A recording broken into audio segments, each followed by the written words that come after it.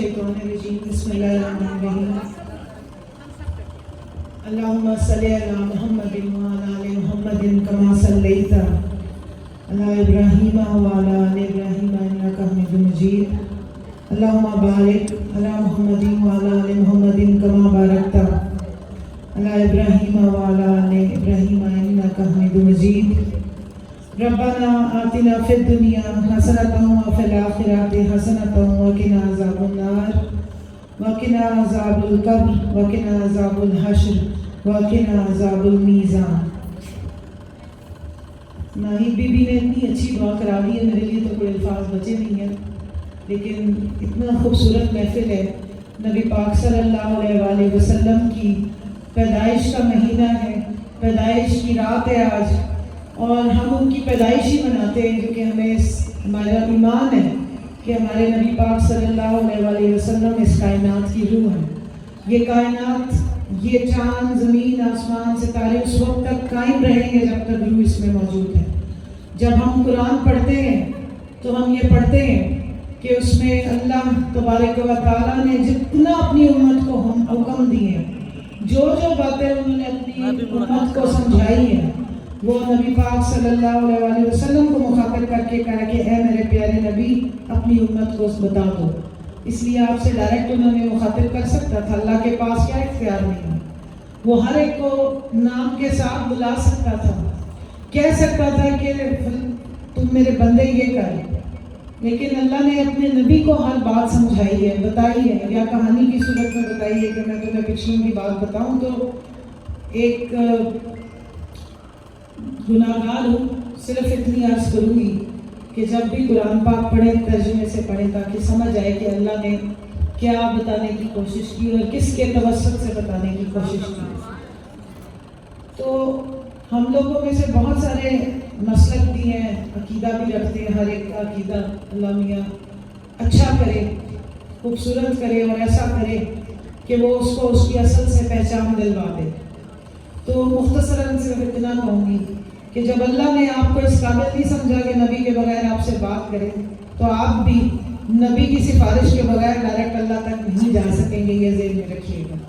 تو اپنی دعاؤں کو پہلے درود ابراہیمی سے یا درود پاک سے سجائیں، پھر اس کی قبولیت کی توقع رکھا کریں۔ تو یہ محفل سجانے کا مقصد ہی یہی ہے کہ یہ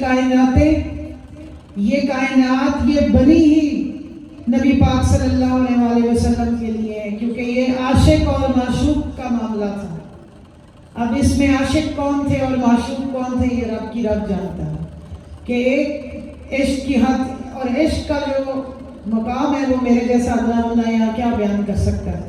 لیکن صرف اتنا کہوں گی، ہماری بچیاں بھی بیٹھی ہیں، کہ درود کو اپنا زندگی کا مقصد بنا لیں، بتا دیں، سمجھ جائیں کہ جب اللہ تعالیٰ اور اس کے فرشتے آپ نبی صلی اللہ علیہ وآلہ وسلم پر درود و سلام بھیجتے ہیں، تو اے ایمان والو تم بھی آپ صلی اللہ علیہ وآلہ وسلم پر درود و سلام بھیجو۔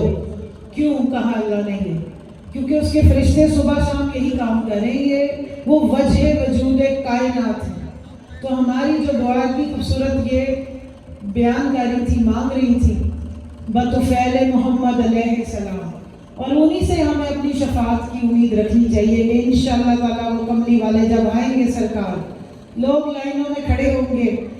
میں نے جتنا ایک قرآن پاک کا ترجمہ پڑھا، جس بھاری دل کا ذکر اللہ کرتا ہے اس وقت وہ جلال میں کرتا ہے، وہ سزا کی بات کرتا ہے، تو سزا کی بات قیامت کے دن سے حشر کا دن کہتا ہے، اور اس دن کا وہ ذکر اس طرح کرتا ہے کہ 50,000 سال سے بھی بڑا دن ہوگا۔ کیا کیا اس کی نشانیاں بتائی ہیں؟ اونٹنیاں، انسانوں کی عورتیں جو ہے حمل گرا دیں گی، پہاڑ دھونی کی طرح اڑ جائیں گے، کس قدر خوفناک، ہیبت ناک دن ہے، اور جو ختم ہی نہیں ہو رہا ہوگا۔ سوا نیزے پہ استغفر اللہ سورج آ جائے گا، لیکن ہمارا ایمان ہے کہ اس بھاری دن میں بھی ہماری شفاعت کے لیے ہماری نظریں کس پہ لگی ہوں گی؟ ہمارے نبی پاک صلی اللہ علیہ وآلہ وسلم جب تشریف لائیں گے تو لوگ کہیں گے آ گئے ہیں وہ دیکھو محمد جس کے کاندھے پہ کملی ہے کالی۔ تو آج ہمیں اللہ نے موقع دیا ہے کہ زندگی میں ہم ان کا میلاد منا رہے ہیں اور اس محفل میں شامل ہو رہے ہیں، اور ان کو ابھی سے اپنی زندگی میں ہی اپنی دعاؤں کے لیے بھی تو فعل محمد علیہ السلام کر رہے ہیں. ہماری اوقات کیا ہے؟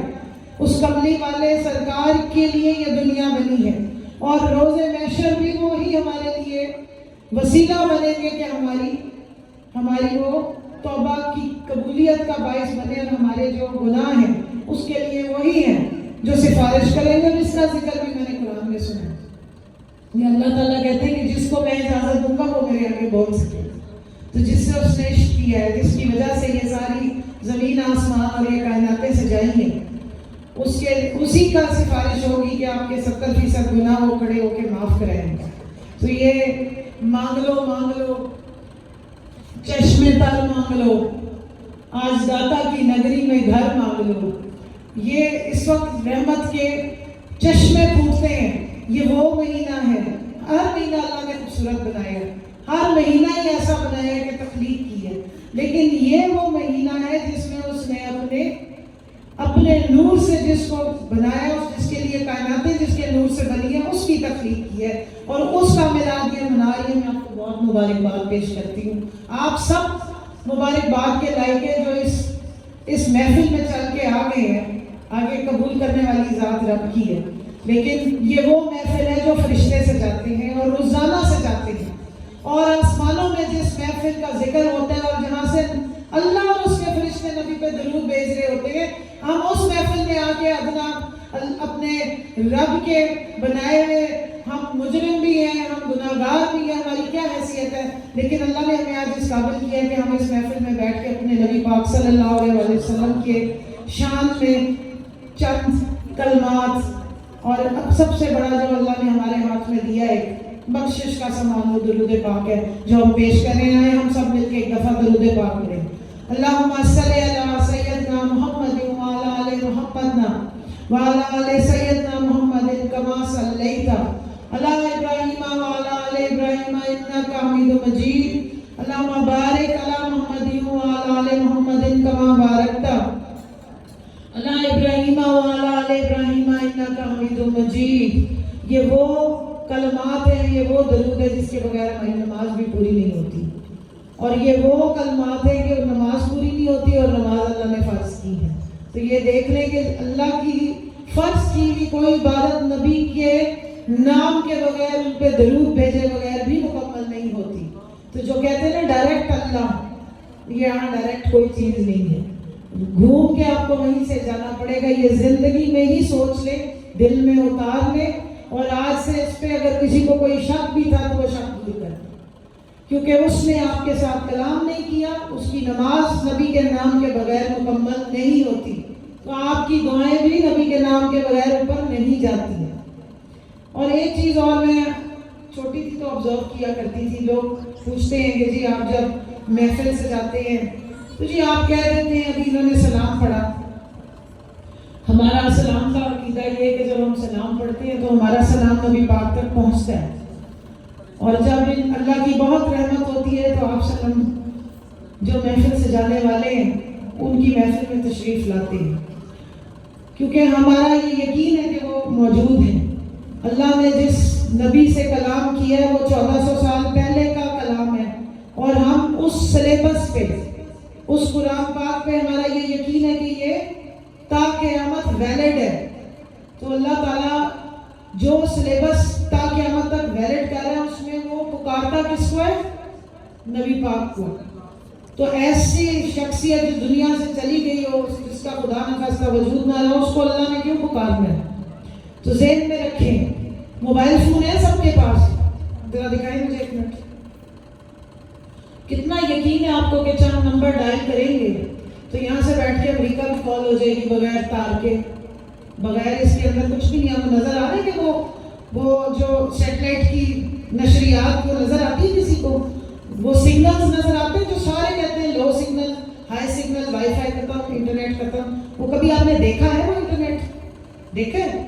جب آپ کو اپنے سیلولر فون پہ اور وائی فائی کے سسٹم پہ اور اپنے نیٹ ورک پہ اتنا یقین ہے تو اپنی دعاؤں پہ اور اپنے نبی کے ہونے پہ یقین کیسے نہیں ہے؟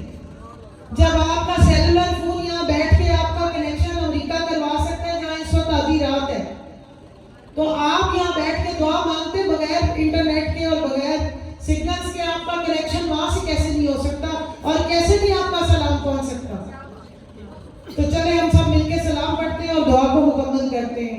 या नबी सलाम अलैका, या रसूल सलाम अलैका, या हबीब सलाम अलैका, या हबीब सलाम अलैका, सलावतुल्लाह अलैका, सलावतुल्लाह अलैका।